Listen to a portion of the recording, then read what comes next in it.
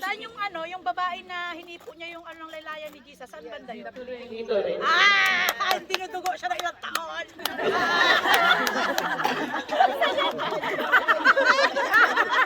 Diba? I-refund mo yung kape. Okay lang kung wala refund. Oo, he healed the, yung... Sabi niya, mahipo ko lang yung laylayan ng damit ni Jesus, gagaling ako, diba? Sabi niya. Praise the Lord. May magagaling pala andito ang site na ito. Ay, tika. Yung tuna saan na? Yun. Mamaya na kami pasa. Papahuli lang kami. Ito. Basahin ko yung sino nagsabi kanina ng he cast out demon possessed. It is found in Mark 1:21 to 27. Group namin Ano nyo ang ginamit? What did Jesus say?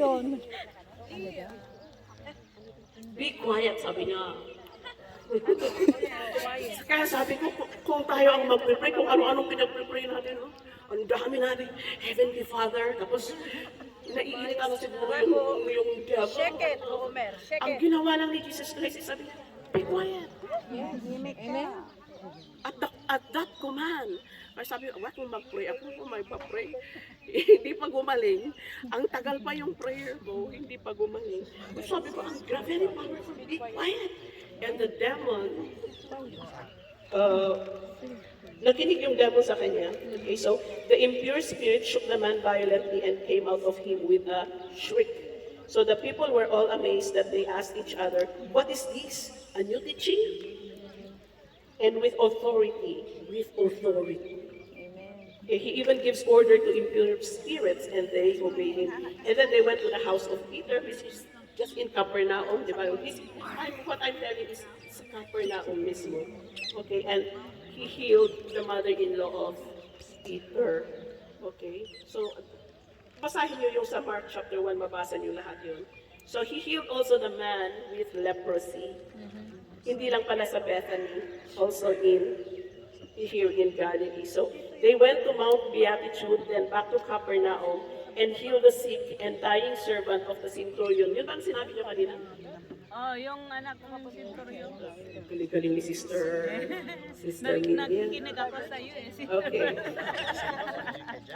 So, he healed the dying servant of the centurion, which is found in Luke 7:1-9. So, here Jesus is famous for raising the daughter of Jairus. Sino nagsabi kanina yun? Ano naman? Okay, from the dead, and the healing of the woman who bled for 12 years. Pero amazing yun, kasi alam niyo yung woman who bled for 12 years? Sa mga hindi pa nakakaalam, sinabi lang niya, if only I could touch the hem of the garment of Jesus, I will be healed. So, she touched it with such faith. By And then, naramdaman ni Jesus Christ that power was released from him, no? Sabi niya, who touched me? Who touched me? Anong sumunod dun? Sumagot ba yung woman? No, yung mga tao. Yung mga disciples nang sumagot na, don't you see that all the peoples are yung nag-ano sila, nudumog siya. And then Jesus Christ said that the power of the Holy Ang hindi niya, sabi niya, do not say, do not spread. There's power from Jesus.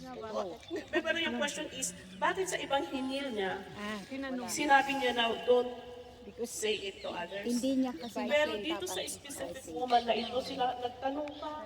kasi niya nakita. Yeah, the woman did the move. And ang ganda nun, who touched me? But when the Lord has touched you, and when He asked, have I ever touched you? Have I ever changed your life? Will you declare it publicly? Or will you deny it to public? Yun, alam niyo yun ang dumating sa akin. When the Lord asks, who touched you? Or have I touched you? Have I done something good to you? Will you say yes? Or will you publicly declare yes? No? Okay, so,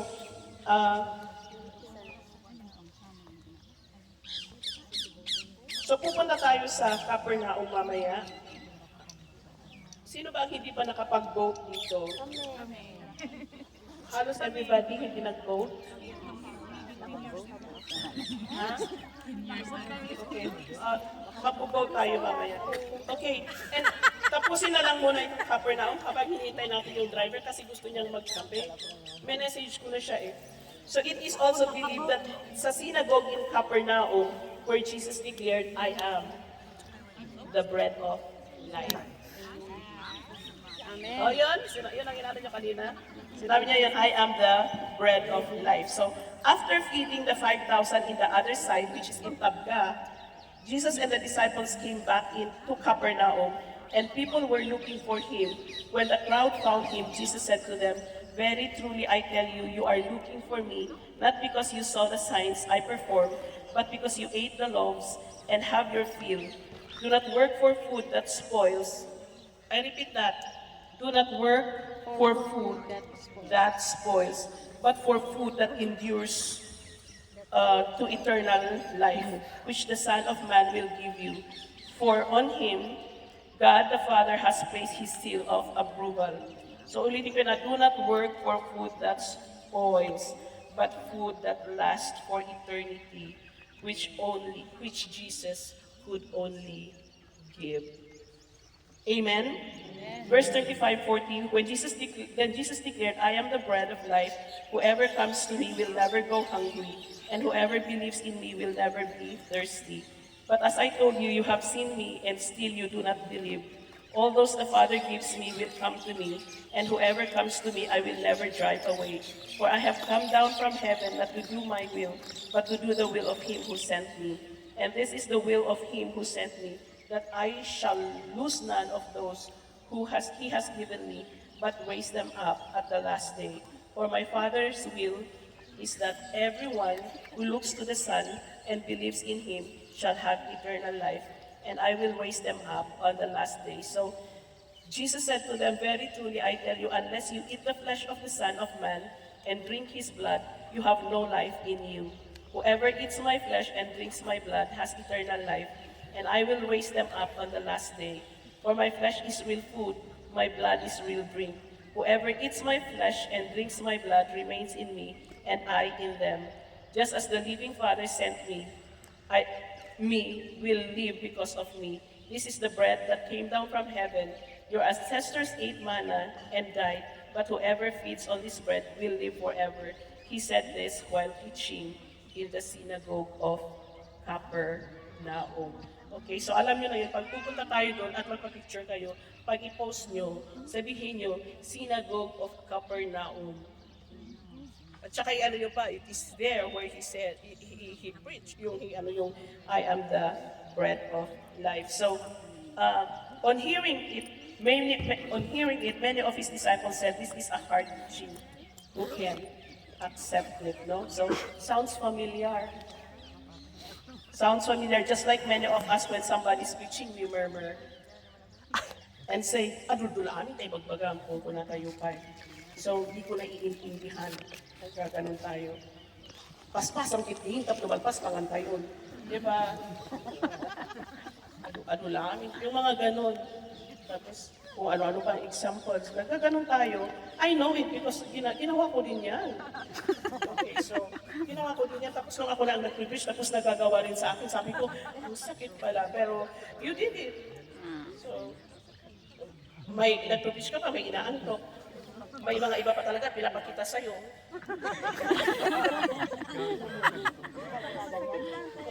Kaya, just, so far, wala pang nagsabi sa akin na time out. But break, pero yung talagang pinakita na gutom siya, pinakita yung oras na gano'n. Tapos yung na gano'n niya, paano experience ko man yun? Gano'n. Tapos bubuksan yung candy. Na-experience ko yun, pero how do you handle those things? Minsan gusto mo lang umupo. Umupo na kami po. Pinagpupuyatan mo, tapos gaganon-ganon din ka pala. But it's okay, it's part of discipleship. Okay, so for those listening to Jesus at that time, mahirap talagang intindihin yung sinasabi niya. So, because those people were very familiar with the law, tapos biglang dumating itong si Jesus Christ, nagpre-preach ng hindi familiar sa law. So tayo din yun. Kung ikaw, Kristiyano ka, tapos may nagre-preach sa'yo, example ko lang ito ay yung mga, I'm sorry, pero hindi po sinisiraan, no? I was raised up in Anglican, Espiritista, at saka Catholic. So nung una pagsasabihin nila, nung mga born again na yun, sasabihin nila, ba't ka nag-cross? Yung mga ganun. Ba't kayo nag-cross? Tapos andun pa yung si Jesus doon sa cross. Tapos nag-crossing pa kayo. Akala ko hindi ko alam yung naiintindihan yung crossing pala ganito. Tapos in the end, may ganun pa. Yung ganun. Tapos sabi ko, anong pakialam mo? Kung anong religion mo, respetuhin mo religion ko. At sa amin naman, representative lang yon. Espiritista, Anglican, Catholic. So mixed up. Kasi Espiritista nanay ko, Anglican ang tatay ko. I was raised up in a Catholic school. Okay, so tatlo. Pero sa totoo yung sinabi, yung bang sabi ko, yung nagbabaw tayo sa Diyos-Diyosan at sa mga images. Lalo na yung mga nagsasamba sa Nazareno, yung mga nagtatouch sa mga Nazareno, sa mga cross and everything. Sabi ko, wala na kayong pakialam doon. It is my faith. Pero the moment I started reading the Bible, I found out the Bible is very clear. Sabi niya, huwag sumamba sa Diyos-Diyosan. Gawa lang yun ng tao. Panggatong yung kahoy na ginawa ng Diyos-Diyosan. Tapos, yun ang ginawa niyong Diyos ninyo, nagbabaw pa tayo. Natatakot tayo sa ribunto, at saka sa statue, at saka sa image. Pero kay Lord, yung mismong hindi tayo natatakot. When I read the Bible, I have proven it is true. The Bible says, God is a jealous God. And remember this, I am not threatening you. Baka sasabihin nyo, ayoko nang sasama sa trip nila.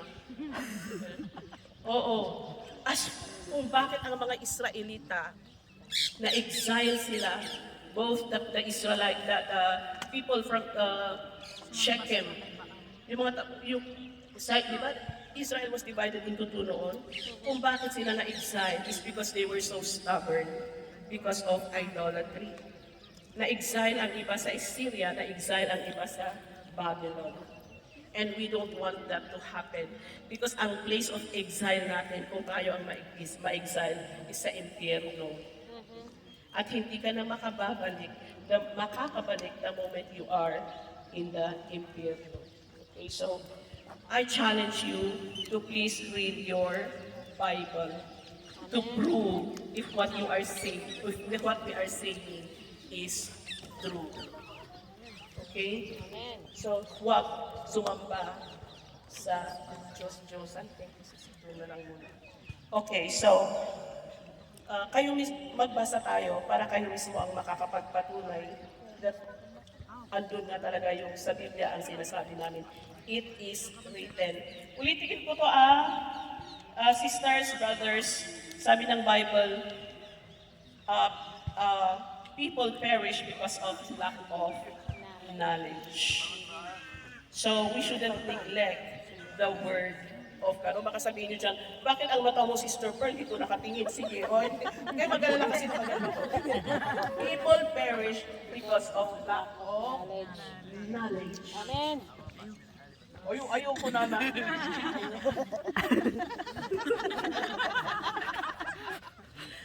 That's why we need to know the word of God. Amen?